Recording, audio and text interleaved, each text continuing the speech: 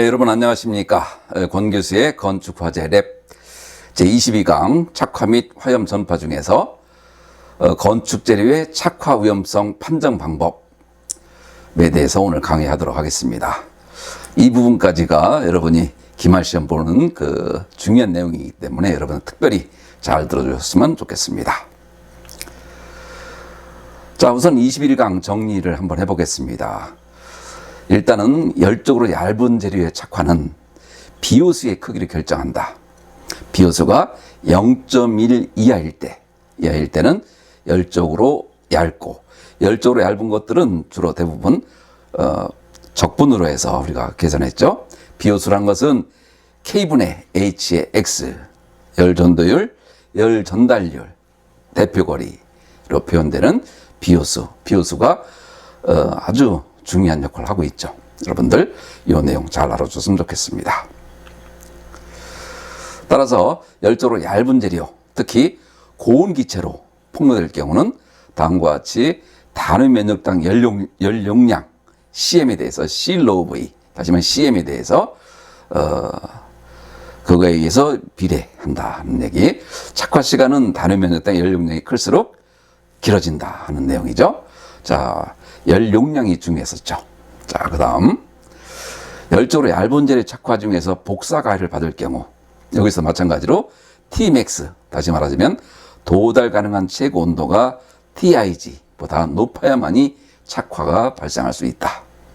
이 내용이었습니다. 그래서 또 하나 이제 열적으로 두꺼운 재료를 하기 위해서는 반망고체 이론을 우리가 공부해야 됐죠. 반망고체. 여러분들 지금은 어려울지 모릅니다. 반망고체. 그렇지만 우리가 앞으로 계속 착화나 열이동을 하게 되면 대부분의 모든 고체, 가연물 혹은 그 대상으로 하는 건축 재료들이 전부 반망고체로 해석되기 때문에 여러분들은 반망고체하고 매우 친해져야 됩니다. 그 중에서도 화재의 조건들을 표면 온도가 갑자기 고온인 T-무한대로 상승했을 경우, 혹은 T-무한대 일체로 열 전달을 받는 경우, 또 일정한 연료석을 받는 경우, 그리고 마지막으로 일정한 연료석을 받으면서 동시에 표면에서는 대류 전달로 잃어버리는 경우, 네 가지의 케이스가 있었죠. 그 중에 4번 케이스가 상당히 현실적인 케이스입니다. 그래서 4번 케이스, 다른 것도 물론 중요하지만 4번 케이스를 우리가 집중적으로 공부해야 됐던 이유가 바로 여기 있었습니다. 자, 그래서 이제 이번에 22강에서는 재료의 안전성 검증, 어찌 보면 착화에서 제일 중요한 부분이 되겠습니다. 재료의 안전성, 다시 말해 착화 위험성을 검증한다. 이거는 매우 중요한 것이죠. 화재 위험성을 검증한다는 것은 결국은 착화에 대한 위험성을 검증한다는 것이고, 건축 재료가 착화할 수 있는지 없는지에 대한 것들을 검증해서 착화할 수 없다고 한다면 문제가 없겠지만 착화된다라고 하는 전제 조건이라고 한다면 다양한 소방 조건이라든지 건축 방어적인 조건들을 건축법과 소방법 등을 고려하여 우리가 대책을 세울 수 있는 거죠. 그래서 이 열전도를 무시하는 경우와 정상 열전도에 의한 경우 두 가지를 공부하려고 합니다. 그래서 이 내용 여러분 잘 이해해줬으면 좋겠습니다. 자, 그 중에서도 강의 목적은 첫 번째, 반망고체 표면 온도와 착화, 표면 온도와 착화를 어떻게 고려할 것인가, 어떻게 해결할 것인가, 어떻게 해석을 해서 어떻게 적용할 것인가, 제일 중요한 내용입니다. 또 이걸 하기 위해서는 부가적으로 수체해석 기법 중인 하나인 뉴턴법에 대한 내용도 우리가 공부해 줘야 됩니다. 그리고 이것을 토대로, 요 1번과 2번을 토대로 건축 재료의 착화 위험성 판정 방법을 공부할 거로 우리가, 이게 바로 제일 중요한 결론 중 하나입니다. 자, 판정 방법은 세 가지가 있는데요. 하나는 열전도를 무시하는 경우, 열전도를 무시해서 단열 조건을 하는 경우. 두 번째는 정상 열전도 계산에 의한 방법. 자, 그리고 세 번째는 총괄 열전달 개수를 사용하는 방법. 이렇게 세 가지가 있다 하는 거. 요 내용이 요 3번 내용, 건축 재료의 착화 위험성 판정 방법. 이 내용이 여러분 착화에서 제일 중요한 내용이고 화재 역학 중에서도 제일 중요한 핵심 코어 내용입니다. 꼭 여러분들 공부해 줘야 됩니다. 자, 그래서 3번 건축 재료의 착화 위험성 판정 방법. 자, 그 내용에 대해서 한번 공부하겠습니다. 자, 첫 번째 반무한 고체의 표면 온도와 착화. 자, 우리가 열적으로 두꺼운 판은 반무한 고체로 한다고 했고, 열적으로 두꺼운 거에 대한 평가는 비호수로 해서 0.1 이상이라고 한다면 열적으로 두꺼운 것이 되겠죠. 이하라고 한다면 0.1까지가 비호수로 해서 0.1까지가 열적으로 얇은 판이 되다 보니 0.1보다 커야 되는 거죠. 열적으로 두꺼운 판에 대해서는 우리는 반무한 고체로 간주하고, 이런 간주하는 경우에 대해서 우리는 계산을 통해서 그 이해를 하려고 노력할 예정입니다. 여러분들 이 내용 열적으로 얇은 것은 실제적으로 거의 없습니다. 열적으로 얇은 것은 하나의 샘플이 되겠고 대부분 열적으로 두꺼운 거죠. 자, 그러다 보니까 실제 건축 재료는 열적으로 얇은 재료, 다시 말하면 비호수가 0.1보다 큰 재료들의 착화 위험성을 어떻게 평가할 것이냐가 포인트가 되는 겁니다. 자, 우선 고온의 기체로 폭로된 경우를 보게 되면 우린 다음과 같이 반무한 고체에서 T-무한대 고온 기체의 온도 마이너스 T0 초기 온도죠. 자, 표면 온도와 TS 마이너스 T0는 1 마이너스 익스포넨셜 K분의 H 루트 알파 T의 제곱에 에러 펑션의 C 여우차 함수의 K분의 H의 루트 알파 T. 자, 이건 우리가 이런 식으로 계산된다고 하는 것은 지난번에 공부했었죠. 자, 이것을 어떻게 풀 것이냐라고 하는 것이 관건이 됩니다. 자, 반무한 고체의 용어가 등장하면서 이거를 풀기 위해서는 유일한 파라미터가 K분의 H 루트 알파 T 이 함수로 표현되어 있었죠. 자, 우리는 이것을 지타라고 우리는 놓고 앞으로 지타는 K분의 H 루트 알파 T라는 것을 절대 잊어버리면 안 됩니다. 자, 우리가 열전도 해석에서도 K분의 H 루트 알파 T에 대해서는 K분의 HX, X분의 루트 알파 T로 해서 비호수와 필요해수의 2분의 1승, 루트 F50죠. 필요해수. 그래서 우리가 비호수와 필요해수의 곱으로 표현할 수 있다. 우리가 이거는 예전에 열전도 해석에서 등장했던 내용이 되겠습니다. 자, 그것을 K분의 H 루트 알파 T를 비호수와 필요해수로 나타내는 것이 아니고 지타로 표현해서 이것을 해석해 나가려고 합니다. 자, 우선 에러 펑션의 이 함수는 다음과 같이 루트 파이분의 2의 자, 인테그랄 다음과 같은 식으로 표현되죠. 자, 그 내용을 다시 여우차 함수로 표현하면 1 마이너스 에러 펑션이 되겠습니다. 자, 이 내용을 여러분들이 조금 복잡하지만 수치 해석의 기법 중에 반무한 고체의 테일러 전개라고 하는 그 난이 있습니다. 우리가 지난번에도 테일러 급수를 공부했던 내용이 바로 이 내용이죠. 자, 테일러 급수를 이용하여 뉴턴법도 다시 또 등장하지만, 자, 이렇게 적분을 통해서 나오는 것들은 다음과 테일러 급수로 전개할 수 있고, 전개하는 것이 많으면 많을수록 정밀도는 좋아진다는 얘기죠.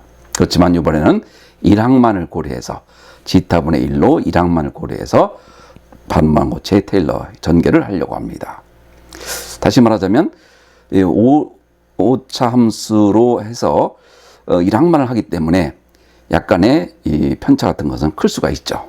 자, 그렇지만 우리 1항만을 고려해서 다음과 같이, 자, 다음과 같은 식을 지타를 이용하여 다음과 같이 풀게 되면, 자, 두 개가 서로 없어지게 되고 결국은 1 마이너스 K 루트 알파 T의 H의 루트 파이분의 1로 표현될 수가 있습니다.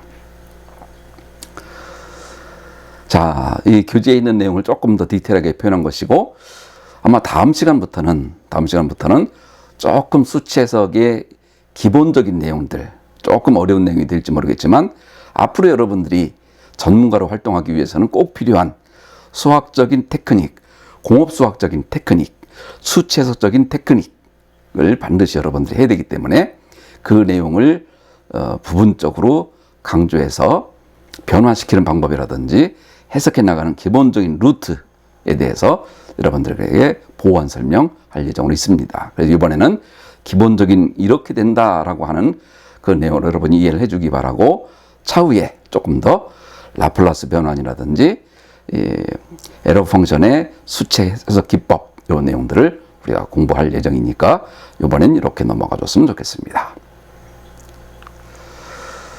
자, 그래서 결국 이 내용을 다시 루트 알파 t로 표현해서 다시 t로 표현하게 되면 다음 가지 표현할 수 있고, 다시 이 내용을 알파는 C 로분의 K다 보니까 이걸 다시 표현하게 되면 파이 H2의 K 로그 C, 예, T 무한대 TIG의 T 무한대 T0 초기 이온도의 제곱으로 표현할 수 있다.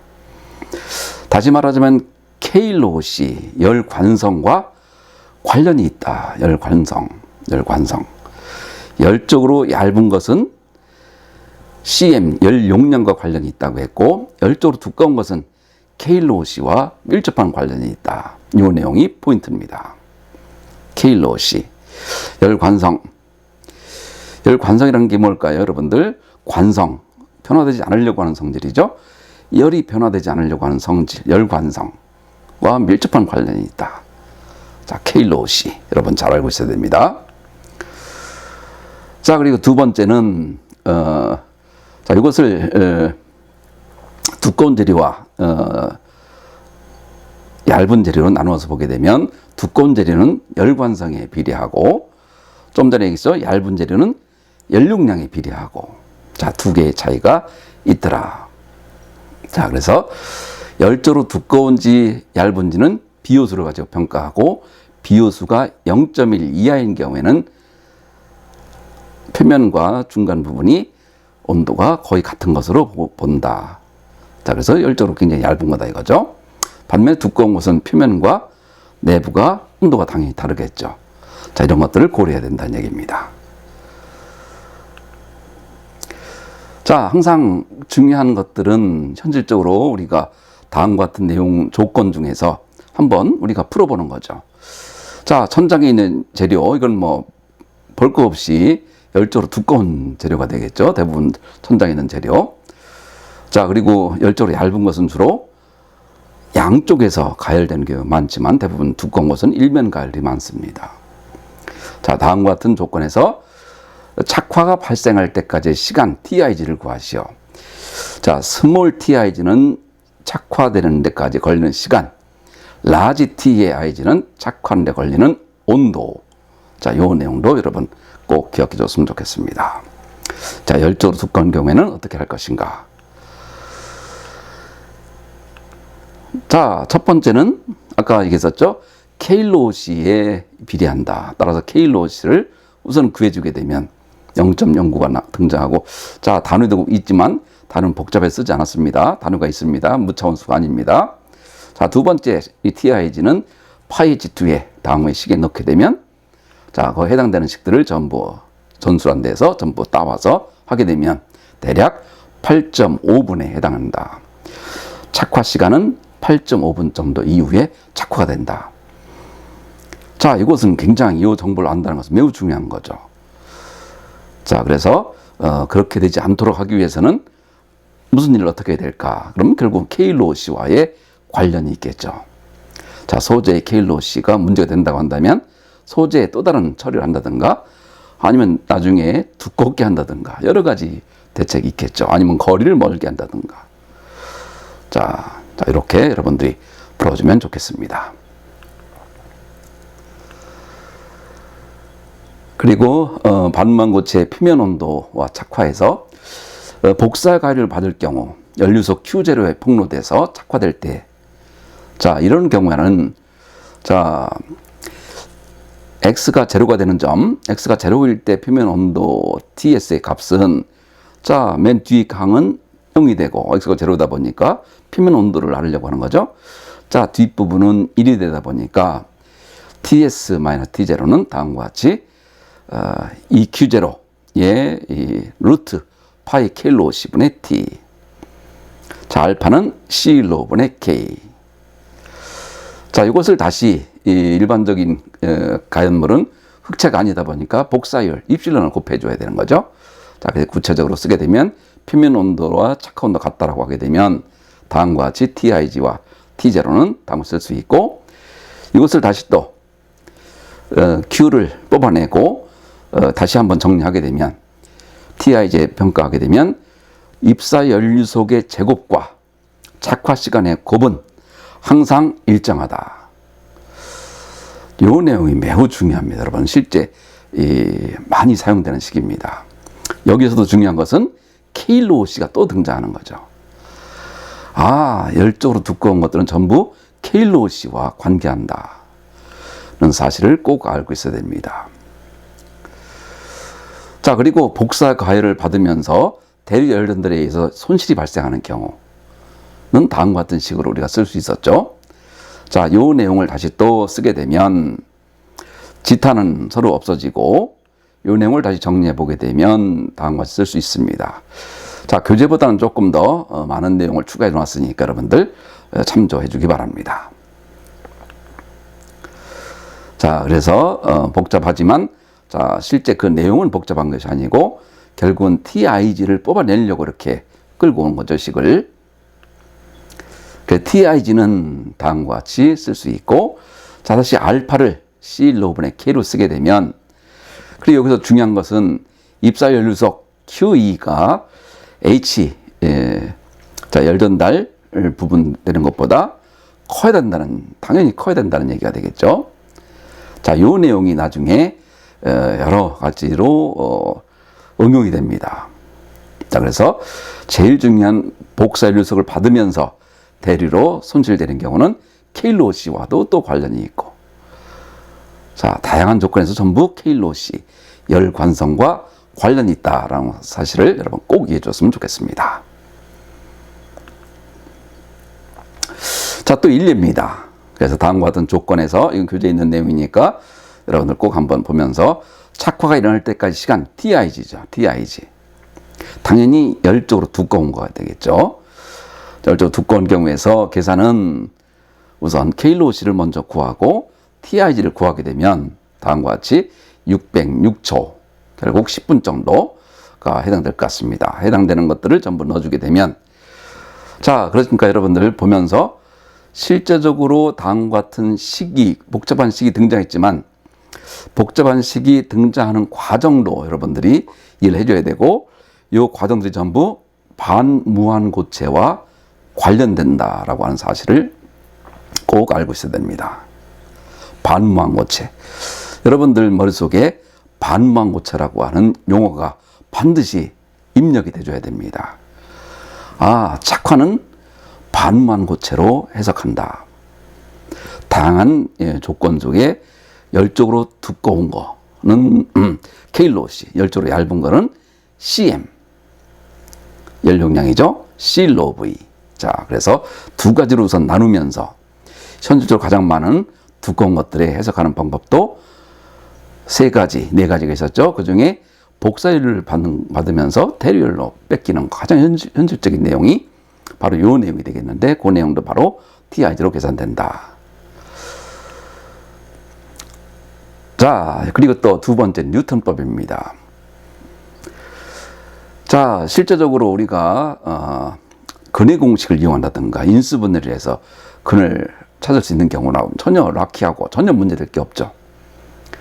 그렇지만 fx = 0을 근사적으로 찾을 때 0이 정확하지 않다 하더라도 0.00003, 0.00005 같이 0에 가장 근사할 수 있도록 근사값을 찾는 것이 바로 수체 해석 기법 중에 가장 일반적인 뉴턴법이 되겠습니다. 뉴턴법.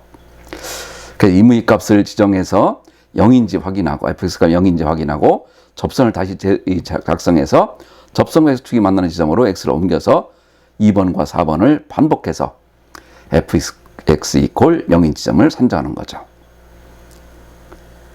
자, 그래서 이 내용이 결국은 다변수 연립방정식을 풀기 위해서 순차적으로 근사시켜서 fx 이퀄 0인 해를 구하는 방법. 인수분해가 안 될 경우, 근해 공식을 사용할 수 없는 경우, 또 x의 5승, x의 6승, x의 3승 이렇게만 나와도 인수분해가 굉장히 힘들죠. 자, 일례를 한번 들어보겠습니다. 자, 그래서 어떤 점을 구해서 그 점에서의 기울기를 구하고, 기울기가 0하고 상당히 많이 떨어졌다 이거죠. 또 한 번 구해주고 해서 fx가 0에 가장 최대한 가는 이런 과정을 통하여 우리는 fx가 0이 되는 점을 그때 근사값을 우리 찾아낼 수 있다 이거죠. 자, 이 내용이 착화에도 많이 적용이 됩니다. 자, 예를 들어서 fx 이퀄 x의 3승자만 나와도 여러분 이거 인수분해하기 힘들죠. x의 3승 마이너스 x 마이너스 1.344 라고 하는 인수분해도 안 되고 뭐 도저히 값이 없는 거죠. 이걸 x0 이퀄 2를 이용하여 뉴턴법으로 4회 반복해서 구하시오. 자, 이건 맥케 엔지니어링이라고 하는 권호봉 교수님의 자료를 이용하여 여러분들한테 자료를 이용하지만, 자, fx 이퀄 x의 3승 마이너스 x 마이너스 1.344는 f-x는 3x의 제곱 마이너스 1이 되겠고, x의 완은 다음과 같이 쓸 수 있고, 자, 이것을 이용해서 f의 요 값이 1.5767이고 나왔을 경우 f의 값을 넣어주게 되면 0.99916가 등장합니다. 자, 이런 식으로 다시 x1, x2, x3, x4를 하게 되면 1.4 거의 3번만 해도 0.001 정도 나오니까 3번만 해도 큰 문제 없겠지만 4번까지 하니까 거의 0에, 자, 1.40000 자, 4회 반복해서 근으로 1.4를 얻을 수가 있고, 그때의 함수값은 fx는 0이다. 자, 1.4를 얻을 수 있는 거죠. 1.4. 자, 뭐를 이용하여? 몇 차례. 자, 이것도 테일러 급수와 관련이 있기 때문에 테일러 급수만 명확히 알게 되면, 자, 이 문제는 테일러 급수를 그대로 이용해서 문제 풀어나가는 방법입니다. 자, 결국은 테일러 급수가 활용되는 여러 가지 측면에서도 아까 반망고체에서도 테일러 급수가 이용됐죠. 자, 테일러 급수. 우리가 전에 강의한 내용이 있습니다. 꼭 참조해 주기 바라고, 여러분들도 테일러 급수 내용 꼭 이해해 줬으면 좋겠습니다. 자, 이제부터는 건축재료의 착화 위험성 판정 방법. 제일 중요한 결론 내용입니다. 자, 이걸 하기 위해서 1번과 2번이 있었던 겁니다. 자, 건축물의 화재 안전 설계. 자, 화재 안전이라는 얘기는 결국은 화재가 발생해서 그걸로 인한 연기와의 관계에서 피난 문제도 있을 수 있겠고, 또 내부 온도와의 관계를 통해서 내화 설계, 또 풀륜과의 관계를 이용해서 각종 소방시설들의 설계, 소방시설들의 작동 같은 것들을 또 우리가 측정할 수 있고요. 예측할 수 있죠. 자, 이런 성능 설계와 아주 밀접합니다. 건축물의 화재안전 성능 설계, 수방법의 화재안전 성능 설계. 현재 수방법의 화재안전 성능 설계는 거의 시뮬레이션을 하다 보니까 이런 역학적인 개념들이 거의 없어졌죠. 앞으로 건축은 아직도 사형 설계다 보니까 이런 어떤 역학적인 것이 없지만, 앞으로 반드시 이런 것들을 사용해서 우리가 현실적인 대안을 내는 시간이 반드시 올 겁니다. 여러분들, 건축물의 화재안전 설계, 그 중에서 제일 중요한 것은 대상으로 하는 건축재료가 허용 온도 이상으로 되는가 아니면 되지 않는가를 판단하는, 검증하는 것이 첫 번째 중요한 겁니다. 우리가 다음 학기에 공부하는 존 모델, CFD 모델에서 등장하는 열에너지 보존, 그 내용을 통하여 우리는 복사면으로부터 수열면에 오는 과정을 이해할 수 있고요. 또 화원에서부터 주변의 가연물로 착화 가능한지, 화염으로부터 창을 통하여 인접한 건물로 연소 확대가 되는지, 자, 이런 것들에 대한 내용이 우리는 화재 안전 설계의 메인이 되는 거죠. 자, 그래서 시뮬레이션으로 할 것이 아니라, 자, 시뮬레이션 한 사람들은 본인들의 계산 결과가 뭔지도 설명을 못 합니다. 왜죠? 컴퓨터가 해주는 거다 보니까. 그러니까 여러분들은 시뮬레이션도 할 수 있을 뿐만 아니라, 자, 3학년 이야기된 시뮬레이션도 우리가 합니다. 또 한편으로는 계산도 할 수가 있어야 되는 거죠. 그 계산한 결과와 시뮬레이션 결과가 과연 같은지 다른지도 한번 검증해 보는 것이 바로 3학년 2학기 때의 수업 목표입니다. 그러니까 여러분들 지금 2학년 때 이 내용을 확실히 해놓아야 3학년 때 피라미드 내화 설계 시간도 여러분들이 이해하기가 쉽고 또 화재 시뮬레이션과의 관련성도 알 수가 있는 겁니다. 자, 그래서 열 에너지 보존이라는 거, 에너지 보존 법칙. 자, 질량 보존, 에너지 보존, 화학 종해 보존, 피분 NRT 같은 존 모델 내용이 다음 학기에 등장하니까 우선 일단 여러분 열 에너지 보존 내용 자, 한번 공부해 보겠습니다. 자, 수열면에 입사해서 흡수되는 복사 연료소 Q2라고 하고 수열면의 복사율 입실론 1이라고 하게 되면 우리는 다음과 같이 복사면 F에서 복사능 이쪽이 화원면이죠. 면 S가 가연물이고, 자, 과연 여기서부터 오는 복사열에 의해서 이 가연물이 착화될 것인가 되지 않을 것인가를 평가하는 플로우가 되겠습니다. 자, 그 내용을 모델링하는 과정이니까 여러분 꼭 잘 봐주기 바랍니다. 자, 열 복사능을 다음과 같이 쓸 수 있고요. 자, 수열면에서 본 형태계수. 여러분 형태계수가 뭐죠? 형태계수. 생긴 대로 논다고 했죠. 생긴 대로 논다. 생긴 대로 입사되는 비율. 입사되는 비율 아주 중요한 역할을 하는 겁니다. 대신 형태계수의 이 법칙이 몇 개 있었죠. 상반관계, 또 총화관계. 자, 여기서는 면 S를 중심으로 했기 때문에 SF가 결국은 이 형태계수, 이 F와 같은 의미입니다. 자, A1, F1,2는 A2, F2,1. 자, 이거 상반관계였죠.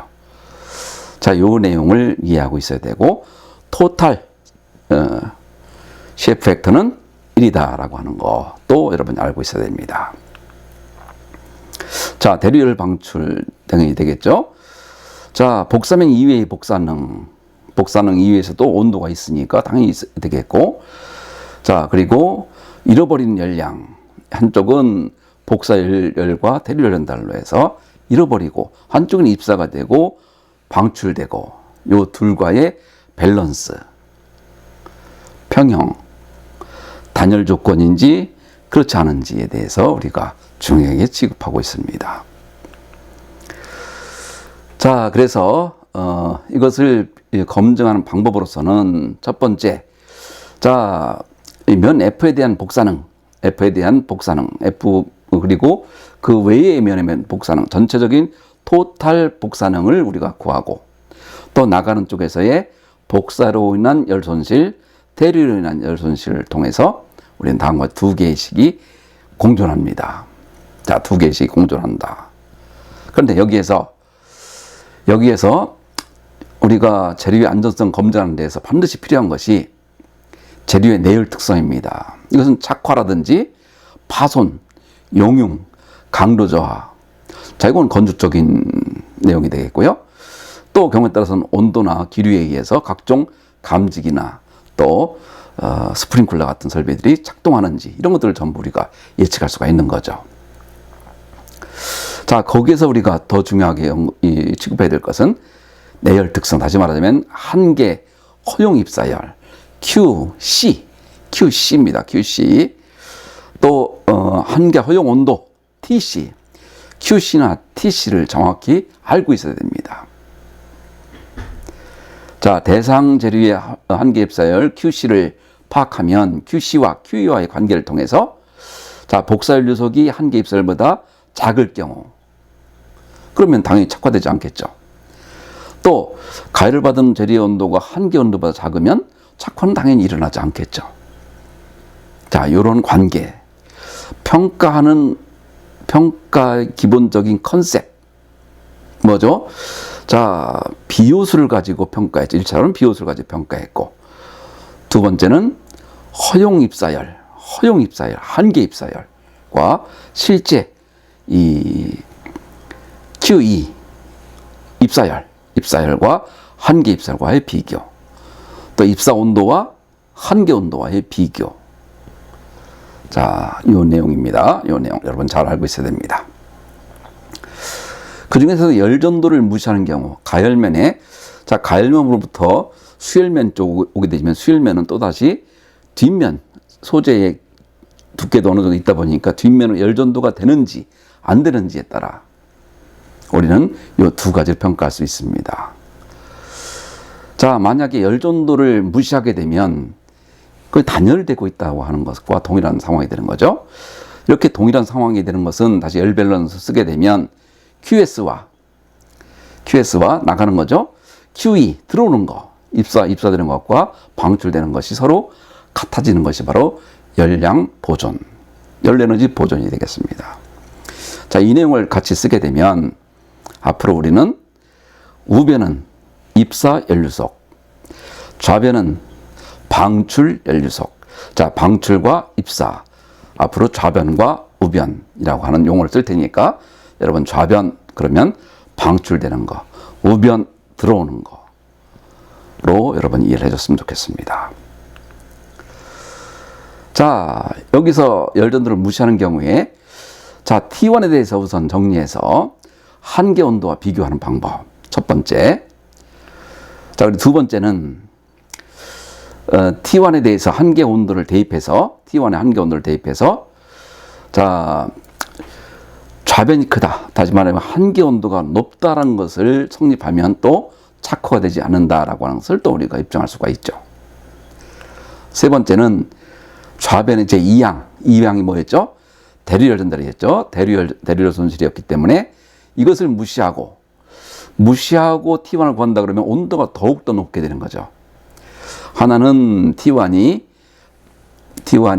복사로도 작용하고 또 대류도 작용하는데, 대류를 무시하다 보면 T1 쪽으로, 복사 쪽으로 나가는 거죠. 그럼 복사 쪽으로 나가서 그 온도가 상당히 높아지겠죠. 이름에도 불구하고 TC보다 작다면 이건 명확하게 착화되지 않는다라고 하는 것을 우리는 증명할 수가 있습니다. 자, 몇 가지, 세 가지로 우리는 증명할 수 있다. 자, 여러분들 요 그림 잘 봐주기 바랍니다. 이 그림은 여러분이 지금까지 공부한 여러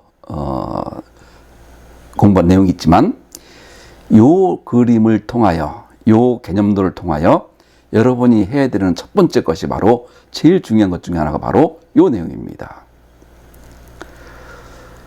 차후에 다음 학기 이제 플래시오버 발생 시간 예측도 중요하지만 이번에는 계급을 통하여 화염이 인근한 건축물에 착화될 수 있겠는가라고 하는 이 내용을 어떻게 평가할 것인가. 아주 중요한 문제입니다. 자, 그래서 이 문제에 착화할 우려가 없는가. 단 전제 조건이 있겠죠. 대류열전 개수는 얼마, 또 복사율은 얼마. 자, 이런 전제 조건 하에 다음과 같은 계급을 통하여 나가는 화염이 과연 인근한 건축물에 착화시킬 수 있겠는가. 화재안전 설계 중에 가장 중요한 것 중에 하나입니다. 자, 이 문제를 해결할 수가 없는 엔지니어라고 한다면 이것은 무의미하죠. 자, 그래서 우리가 화재를 공부한다는 것은 여러 가지가 있지만 법규를 잘 알고 하는 것도 물론 중요한 1차적인 내용이 되겠죠. 그래서 법규 내용과 더불어 항상 수업 시간에도 강조하지만 엔지니어링 디시전, 공학적인 판단을 할 수 있는 여러분이 될 수 있기를 바랍니다. 자, 그래서 다음과 같은 조건. 자, 첫 번째 뭐가 있다고 했죠? 자, 우선 가장 많이 사용하는 우변식, 자, 입사율을 한번 계산해 놓게 되면 6.7kW per 제곱미터. 자, 연료속의 단위입니다. 단위 시간당, 단위 미터당, 단위 제곱미터당 이동한 에너지, 연료속. 자, 연료속을 일단 정해 놓고요. 자, 그 내용들을 다음과 같이 같은 색깔로 여러분 봐주면 됩니다. 아, 이걸 이렇게 넣었고 이렇게 넣었고. 자, 그리고 이 내용을 좀 계산이 복잡하다 보니까 세타를 100분의 t1으로 변형시켜서, 자, 이번엔 좌변식입니다. 좌변식을 계산했더니 다음과 같은 식이 등장했고, 자, 요 서로 매칭시킨 겁니다.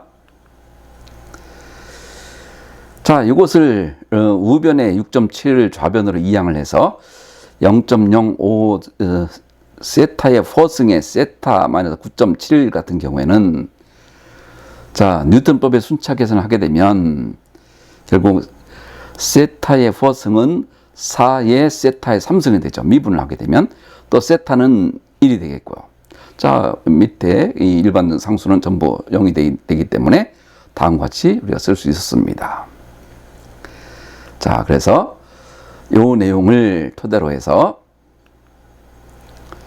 자, 세타를 4로 초기값으로 계산하면, 자, 다음과 같이 1차, 2차, 3차, 4차까지 계산을 해서 0.005, 완벽한 0은 아니지만 0.00으로 해서 끊으려고 합니다. 자, 그러면 5.41은 100분의 아까 100분의 T1이니까 세타가 5.41이니까 T1은 541 켈빈. 자, 이렇게 우리는 뉴턴법을 이용하여 우리는 600 켈빈보다 600 켈빈이 뭐죠? 자, 착화시킬 수 있는 온도죠. 그것보다 작기 때문에 착화할 우려는 없다라고 하는 것을 결론 낼 수가 있습니다. 자, 그래서 이렇게 오는 과정. 자, 첫 번째 방법이죠. 자, 두 번째 방법은, 자, T1에다가 600 켈빈을 대입해서, 자, 좌변은 뭐 했었죠? 좌변은 방출되는 거. 자, 방출되는 거 우변가 했더니 좌변이 큰 거죠. 자, 좌변이 크다는 얘기는 본래는 나가는 것이 크다 보니까 입살이 높아야 되기 때문에 입살이 커야 되는 와중에 좌변이 크다는 얘기는 결국은 T1은 600 켈빈보다 작아야 된다라고 하는 것을 당위성을 이 식을 통해서 알 수가 있는 겁니다. 자, 또 하나는 T1 자체를 풀어내는 거죠. 좌변의 대류량을 무시해서 풀어내게 되면 우변의 입사율을 놓고 해주게 되면 586 켈빈이고, 이것은 600 켈빈보다 착화 온도보다 작기 때문에 착화시킬 우려가 없다. 결국 세 가지 방법을 통하여 우리는 착화 위험성을 판단할 수 있다. 매우 중요한 겁니다, 여러분. 매우 중요한 결과, 결론도 중요하지만 풀어나가는 과정, 또 이것을 통하여 우리는 다양한 쪽에, 아까도 있었죠, 화원으로부터 천장 부분에 착화시킬 수 있겠는가. 자, 최근에 이 지하 주차장에서 전기 차량에 의해서 천장 부분에 과연 슬랩은 안정할 것인가. 자, 또 다른 천장 부분에 발생하는 연기의 양은 얼마일 것인가. 자, 이런 것들을 전부 우리는 계산할 수가 있고, 그거에 관련된 풀림 이론을 통해서 우리가 연기 감지 작동 시간은 어떠한가, 스프링클러 작동 시간은 어떠한가. 자, 물론 이제 작동을 실제 하는지 안 하는지는 두 번째 얘기지만, 자, 각종 조건들을 통하여 만족시킬 수 있는 계산값을 우리는 구할 수 있다. 자, 이 내용이 매우 중요한 내용입니다. 자, 이번에는 이제 두 번째 방법으로 정상열전도 계산의 방법입니다. 자, 정상열전도. 자, 이 내용은, 자, 이면의 수일량과 연솔실이 같게 되면 정상원대로 취급한다. 자, 온도 변화가 크게 없다는 얘기죠. 자, 그래서 정상 상태의 온도는 평판에 도달한 최고 온도이기 때문에, 자, 이 내용과 입사되는 연류속과의 관계를 통하여 우리는 비교합니다. 자, 온도가 상승한 표면에서 손실열, 또 아까 동시에 발생한다고 했죠. 작가는 단열 조건이었기 때문에 뒤쪽에 열전도가 없다는 전제 조건이었습니다. 그러나 이번에는 열전도가 발생한다는 전제 조건이다 보니까 앞부분은 순 연류속으로 다시 한번 계산을 하고 뒷부분과의 관계를 통하여 우리는 계산할 수가 있습니다. 자, 한번 계산해 볼까요? 자, 첫 번째 순연료속은 다음과 같이 입사되는 것으로부터 나가는 것을 뺀 내용이죠. 순연료속. 자, 이것은 L분의 K, T1-T2라는 것은, 열전도에 의한 퓨리의 법칙. 연료속이 되는 거죠, 연료속. 자, 뒤쪽은, 복사와 열전달과의 합산이 되겠고, 자, 따라서 이제 우리는 이 두 가지 식을 가지고 우리는 평가할 수가 있습니다. 자, 첫 번째, Q2를 구하고요. 자, 따라서 QNet이라는 것은 Q2와 QS를 서로 빼준 거죠. 그래서 QNet을 구하고, 두 번째는 전도되는 거, 순연료속과 전도연료속과의 관계를 비교하는 겁니다. 그래서 전도연료속 크게 되면 결국은 T1은 TC보다 작다는 것을 의미하죠. 왜죠? 전도되는 것이 크다는 얘기는 T1은 점점점 온도가 떨어진다는 얘기죠. 자, 내부로 들어가는 게 많다 보니까, 따라서 QW가 QNet 순연료속보다 크게 되면 T1은 TC보다 반드시 작아질 수밖에 없다라고 하는 것을 강조하고 있는 이 내용을 가지고 우리는 문제를 풀어낼 수가 있습니다. 자, 우리는 이 계산을 이미 했었죠.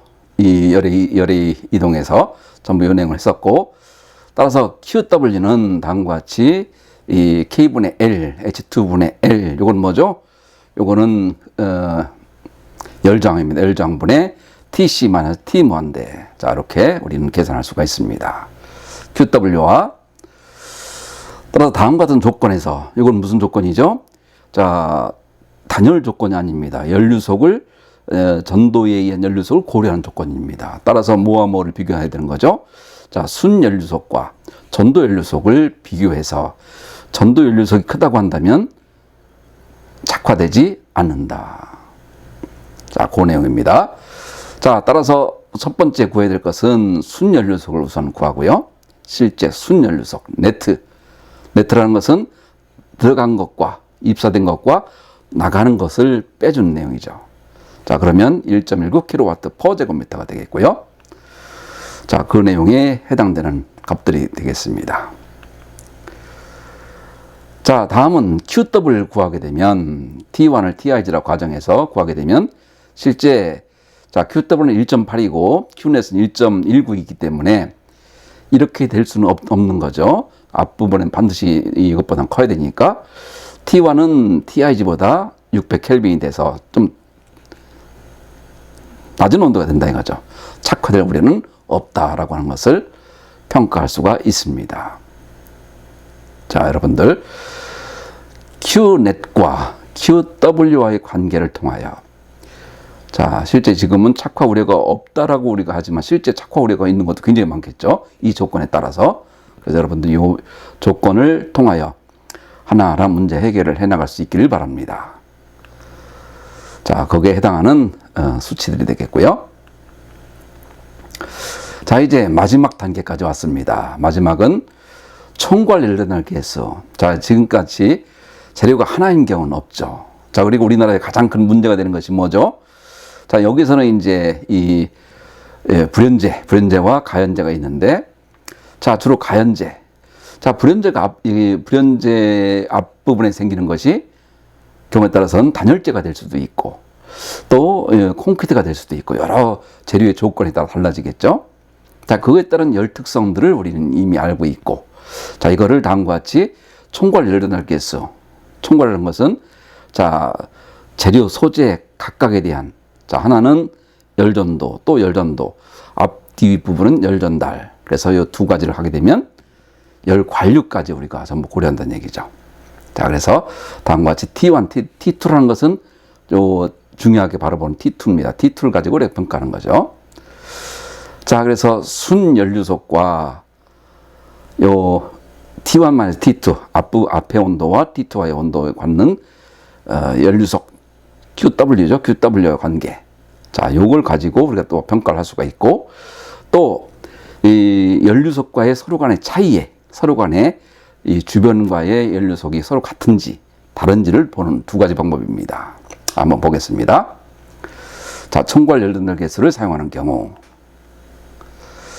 자, 그래서 다시 이렇게 1번, 2번 T1, T2와의 관계, T2와 T3 관계.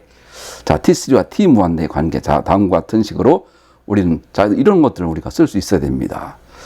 자, 여기서 전부 더하게 되면 자, K1분의 L1, K2분의 L2, H3분의 1 같은 경우는 우리 이건 R이란 게 뭐죠? 열저항이었죠. 열저항. 자, 열저항으로 해서 우리는 다음과 같이 쓸 수가 있습니다. T1만에서 T 무한대는 다음과 같이 우리가 쓸 수 있습니다. 그래서 요거는 또 우리가 이미 공부했던 내용입니다. 어디에서? 21강에서도 우리가 한번 공부했고요. 또 지난 열애 이동 중에서 우리가 공부했습니다. 이건 1학기 때 공부한 거죠. 자, 여러분들 1학기 때 공부한 것도 항상 머릿속에 서로 연결시켜야 되는, 과제는 다 연결 안 되는 부분이 없습니다. 다 연결됩니다. 그래서 여러분들 수방 법규, 나랑 같이 공부하는 수방 법규, 또 건축 법규, 또 과의 관계성, 자, 이런 것이 나오게 되면 결국은 착화가 등장하니까 착화를 지연시키는 방염도 등장하겠고, 또 준불연재료, 불연재료, 난연재료 같은 것도 등장하겠고, 자, 이런 법규적인 내용도 우선 여러분 파악하는 것과 동시에 이렇게 계산할 수 있어야 되는 것이 여러분들이 해줘야 될 일들입니다. 자, 그래서 다음을 보게 되면 다음과 같이 우리는 전체적으로 T2와의 관계는 T1과의 관계로 해서 다음과 같이 쓸 수가 있는 거죠. 자, 그래서 T2가 TIG, 착화 온도보다 작은 경우엔 당연히 착화 위험이 없겠죠. 이것을 검증하는 겁니다. 자, 그래서 마지막 문제입니다. 자, 앞부분은 이제 부연재료인 몰탈이 있습니다. 뒷부분엔 어떤 목재, 합판 같은 것들이 있습니다. 이것은 뭐 다른 재료 얼마든지 놓게 되면 그 소재에 해당하는 물성치, 열물성치들을 전부 놓게 되면 뭐든지 우리는 계산할 수 있습니다. 자, 다음과 같은 전제 조건이 있을 때 이 합판이 착화될 위험성을 판단하시오. 합판, 이건 목재란 얘기죠. 자, 목구조물 가게 되면 상당히 많은 목구조를 많이 사용합니다. 이때 목재의 이 착화 온도를 600켈빈이라고 했을 때 과연 착화될 수 있겠는가? 뭐가 왔을 때? 복사 연료속이 12kW per 제곱미터로 왔을 때. 자, 연료속이 왔을 때. 자, 그래서 이 내용도 마찬가지입니다. 그래서 첫 번째, 자, 우선 R을 구하는 거죠. R, 열저항을 우선 구해주게 되면 181 제곱미터 켈빈의 킬로와트. 자, 그래서 열저항의 역수는 열관류죠, 열관류. 자, 이런 내용들도 우리가 공부했었습니다. 자, 그 해당되는 값들이고요. 자, 이런 내용을 통해서 자, 우리는 그 H1도 우리는 다음과 같이 600켈빈으로 해서 다음과 같이 구할 수 있습니다. H1을 구해야 우리가 연료속을 또 구할 수 있는 거죠. 자, 거기에 해당하는 값들입니다. 자, 기본적인 것들을 구해주고, 자, 여기서 T2를 구했더니 580켈빈이 나왔고, TIG 600켈빈보다 작기 때문에 착화는 발생하지 않는다.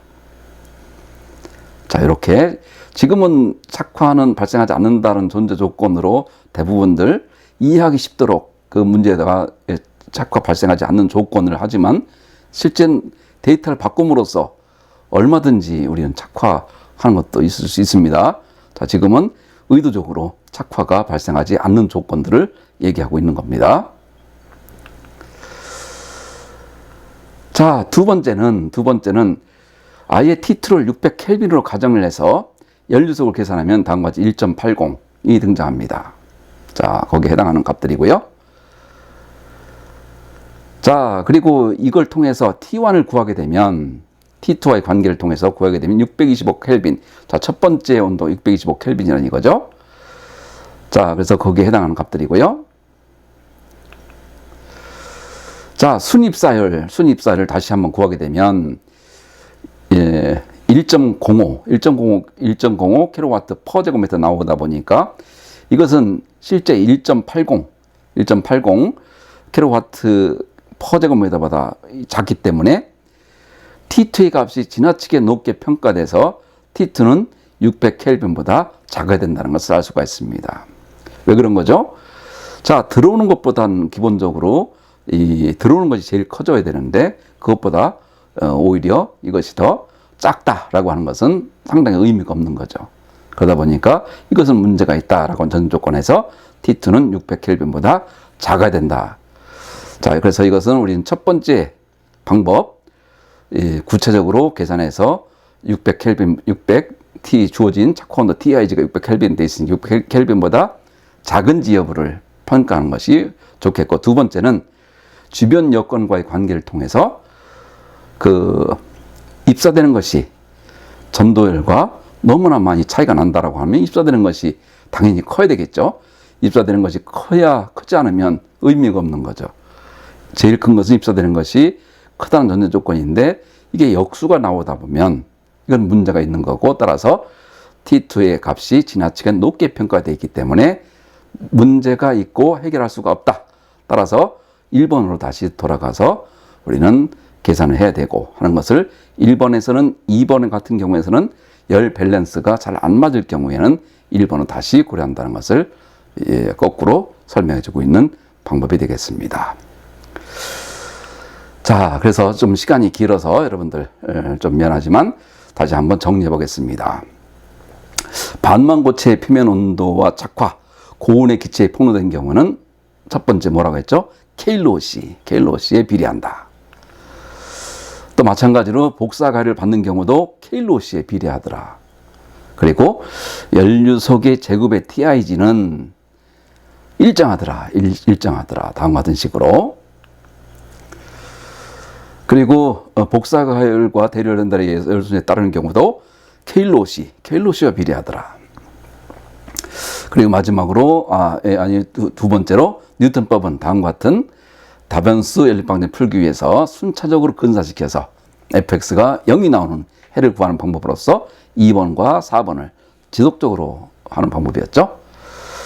자, 이 내용은 결국은 3번을 하기 위해서 자, 3번은 열전도를 무시하는 방법은 세 가지가 있었고, T1을 계산하는 방법, T1에 TC를 대입해서 계산하는 방법, 좌변의 이 대류연들을 무시하고 T1, TC를 확인하는 방법, 우리가 이렇게 할 수 있었습니다. 그리고 정상 연료들을 이용하는 방법은 전도 연료속이 입사 연료속, 순 연료속보다 크게 되면 T1은 TC보다 작다는 것을 의미하고 있고, 또 종합 연료전달 개수를 사용하는 경우에도 T2와 TIG를 계산해서 확인하는 방법에 대해서 소개를 했습니다. 자, 내용이 많다 보니까 여러분 공부해야 될 내용이 많겠죠. 자, 이 내용 또한 우리가 기말 시험에 들어가는 내용이다 보니까 여러분들 꼭 해줘야 되고, 시험을 위해서라기보다도 여러분들이 공부하는 소방학 중에서 착화를 지연시킬 수 있는, 착화를 되지 않도록 할 수 있고, 착화가 되지 않도록 하기 위해서는 어떠한 조건으로 해야 되겠는지. 첫 번째는 착화의 위험성을 판정한다. 판정할 수 있는 테크닉을 여러분이 길러주시기 바랍니다. 자, 이렇게 해서 우리는 일단은 착화 부분 재료의 안전성 검증은 이렇게 마치도록 하고요.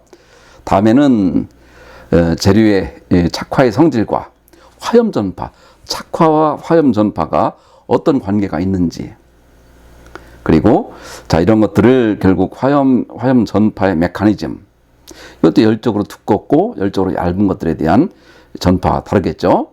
자, 그리고 이 내용들을 우리가 예측 계산해서 우리가 풀어보고 마지막 관련 법령 내용까지 보게 되면 우리가 요 착화 단원이 끝나게 됩니다.